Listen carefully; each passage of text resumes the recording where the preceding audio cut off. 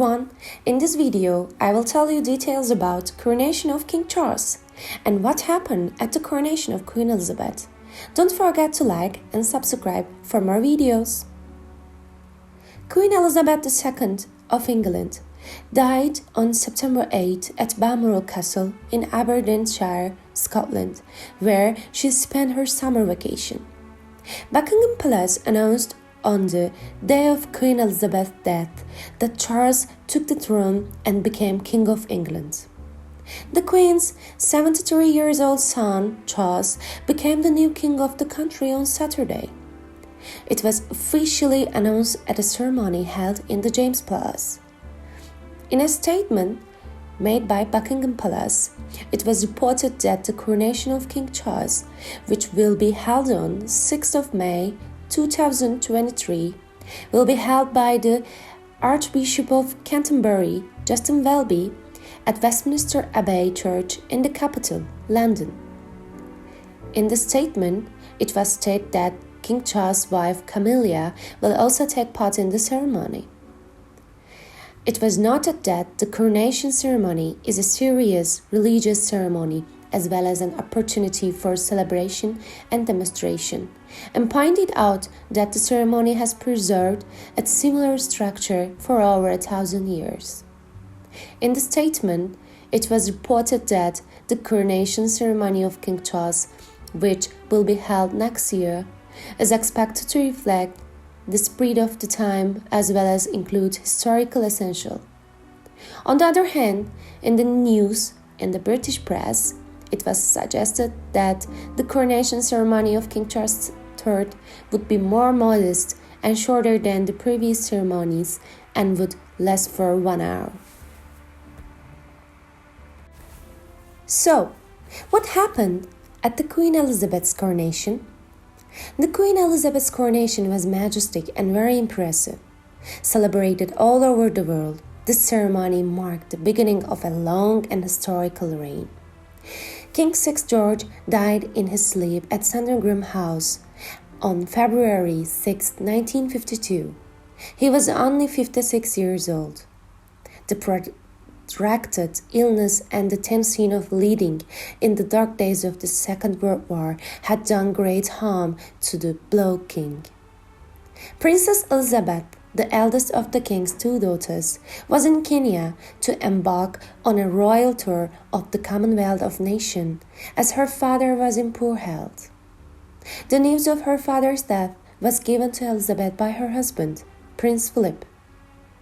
At just 25 years old, Elizabeth faced not only the pain of losing her father, but also the frightening prospect of becoming Queen of England and head of the British Commonwealth. Elizabeth accepted the throne, but her coronation took place 16 months later. Britain was still living in the shadow of the Second World War in 1953. Sugar and meat were still rationed, and the public did not accept it. Many cities bore the scars of bombardment wounds. Britain's position as one of the world's great powers was under threat, and the empire was beginning to decline. But the 1950s marked the beginning of the exit from the post-war years of austerity. Weights were on the rise, rationing was coming to an end, and the government had launched a large-scale homebuilding program. The coronation of the young, beautiful, and conscientious new queen seemed to herald a brighter future. Queen preparation for Elizabeth's coronation began in February 1952, when she accepted the crown. However, her coronation as queen took place 16 months later on June 2, 1953. The long-awaited day began with a parade from Buckingham Palace to Westminster Church. It has been the coronation site of England and Britain's kings since Harold's coronation in 1066. Despite the heavy rain, thousands of excited spectators came overnight to grab the best spots on the road. When that day came, nearly 3 million people had lined up in the street to celebrate the new queen.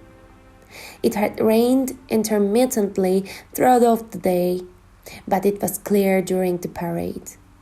In front came the band of the Guards Brigade, followed by groups belonging to the armed force of the British Commonwealth of Nations.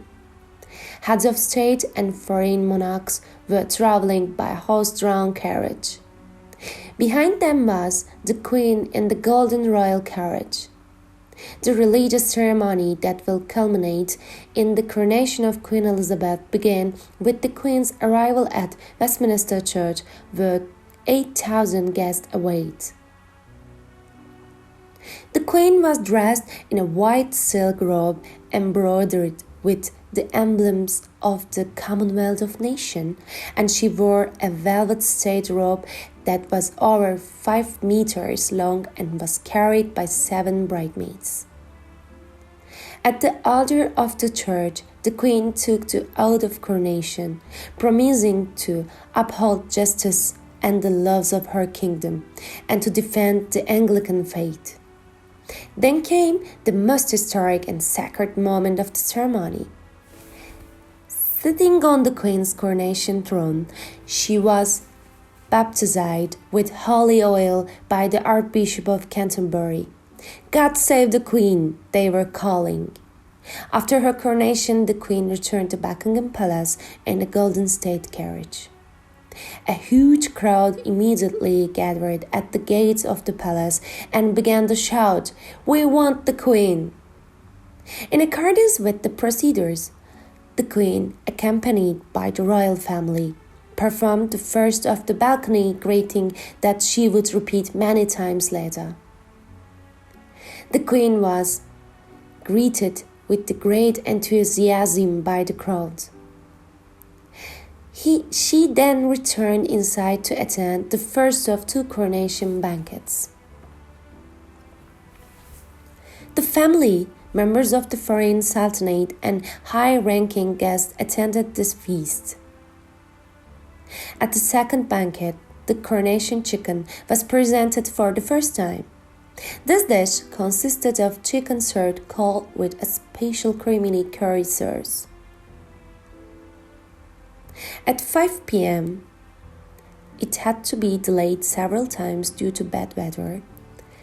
A demonstration flight over Buckingham Palace, attended by more than 150 planes, took place. The Queen's last access to the balcony was at midnight.